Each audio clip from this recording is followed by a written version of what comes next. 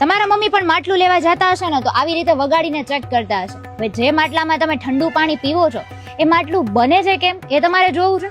ચાલો મારી સાથે. આ આવડું બધું મશીન શેનું છે? સૌથી પહેલા આ મશીનમાં અલગ અલગ માટી મિક્સ કરવાની હોય. જેમાં ઝારી દેખાય ને એમાંથી કાંકરા નો નીકળી આવે, ખાલી માટી નીકળી અને નીચેની કુંડીમાં વહી જાય. અને પછી એ કુંડીમાંથી પંપ દ્વારા બીજી બધી કુંડીમાં આપણે સુકવવા માટે આપણે જેમાં પ્રોસેસ કરેલી માટી હતી મશીનમાં પેલું એ પંપ થી માટી આ ગમે કુંડીમાં ભોગી જાય, જે કુંડીમાં આપણે નાખવાની ને કુંડીમાં. ઓકે. અહીંયા કેટલા દિવસ થયા માટીને સુકાય? ઉનાળામાં 3-4 દિવસમાં સુકાઈ જાય, શિયાળામાં થોડીક વાર લાગે, 10-12 દિવસ લાગે. 10-12 દિવસ. હા, તો હવે આ મશીનમાં શું કરવાનું છે આપણે નિશાન? આપણે જે ઓલી કુંડીમાં માટી રહી ને સુકાઈ જાય ને પછી એ માટી આપણા મશીનમાં નાખવાની. એટલે એમાં જે લાકડાનો છોલ ને બધું હોય ને એટલે એકદમ મિક્સ થઈ જાય. એટલે આપણે કેમ લોટ બાંધી એવી રીતે આ મશીનમાં બધું મિક્સ થઈ જાય વ્યવસ્થિત. પેલા તો શું હતું કે બધા હાથેથી માટી મહરતા, પણ અત્યારે એમાંય મશીન આવી ગયા એટલે મશીનમાં જ માટી થઈ જાય. અને પછી કાચું નાગ ઉતારી અને એને ઘડી નાખવાનું, પછી બીજા દિવસે રાતું કરીને પકવી નાખવાનું. ભઠ્ઠીમાં આ બધી વસ્તુ 3 કલાકે પાકે. હા, 700 ટેમ્પરેચર જેટલું લેવું પડે, 3 કલાક લાગે એમાં. લાકડા ને બધું બારવાનું, સતત લાકડા બાળવા પડે.